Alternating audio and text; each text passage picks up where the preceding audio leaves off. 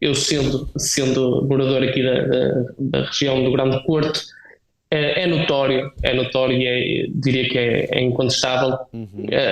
a diferença de comportamento dos condutores nesta região quando sabem que estão numa zona de velocidade, de controle de velocidade média.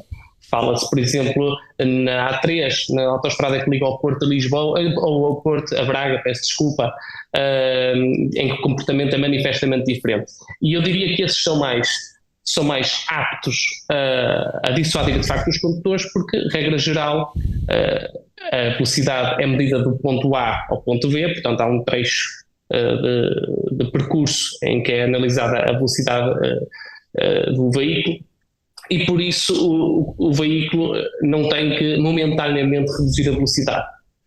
Tem que sim ir durante uns metros ou uns quilómetros, ir a uma velocidade dentro da média, e por isso, no fundo, obriga a ter um comportamento contínuo, e por isso, pessoalmente, acredito que este é um melhor método de controle de velocidade.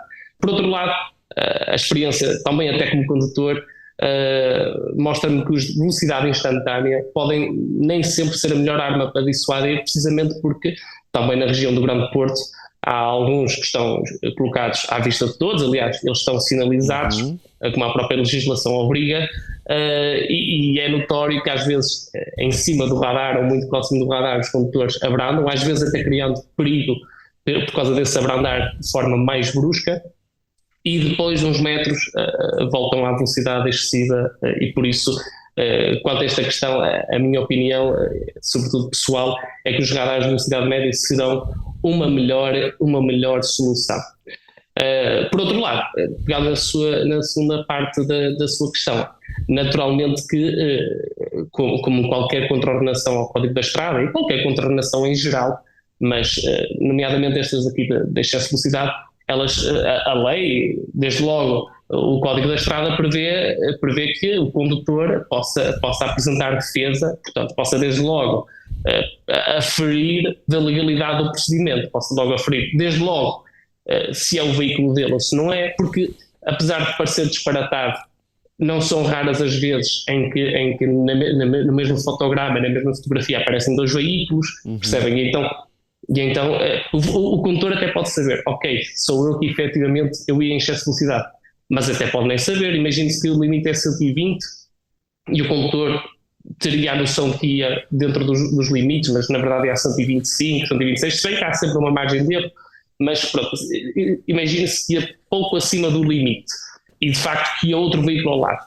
Pode ter sido porventura esse veículo realmente captado. Ah, Então, ok. portanto, às vezes não é querer fugir aqui à responsabilidade, não é querer fugir pelos meandros da lei, Uhum. mas efetivamente, que seja a velocidade média, seja a velocidade instantânea, a lei naturalmente prevê os mecanismos de defesa. Agora, por exemplo, falava na matéria a respeito de pontuação nas cartas de condução. Realmente é prejudicial, né, doutor? Pois, isso esta matéria está muito bem feita, e ainda bem que falam nisto, porque uma coisa que eu constato do meu dia-a-dia profissional é que muitas vezes os condutores portugueses são surpreendidos por uma coisa, que é precisamente isso. É a sanção acessória. No fundo, são as consequências secundárias, se assim quisermos chamar, da infração. Porquê? Porque, por norma, cometem a infração e então às vezes até são identificados no próprio local da infração, ou uns metros à frente por uma patrulha, ou mais tarde recebem a notificação em casa e até pagam voluntariamente. E portanto pensam que o simples pagamento de alguma forma desculpa tudo e mete uma pedra sobre aquele assunto. Mas na verdade não. O simples pagamento, depois dependendo se é pago logo no momento, a título de depósito, ou se é como pagamento voluntário, o simples pagamento, no fundo, poderá assegurar que não haverá uma consequência pecuniária, uma consequência financeira mais alta. Mas é isso, sobretudo, que assegura, porque a lei prevê também o que chamamos de sanções acessórias, de uma sanção acessória, que são precisamente isso. São Hum. consequências secundárias que desde logo vão pela inibição de conduzir, dependendo do tipo de contraordenações, mas também a perda de pontos. Depois, naturalmente, depende casuisticamente a que velocidade é que foi apanhada, a que velocidade é que não foi apanhada, onde é que estava, se estava em autoestrada, se não estava, enfim, o quantum dos pontos, a quantidade de pontos que perde, depende de cada caso em concreto, sendo que estão tipificados na lei, mas depende, não é possível dizer aqui, digamos, à cabeça, perde X ou perde Y de cada tipo, mas dizia isto que às vezes apresentar defesa é uma boa solução, mesmo até quando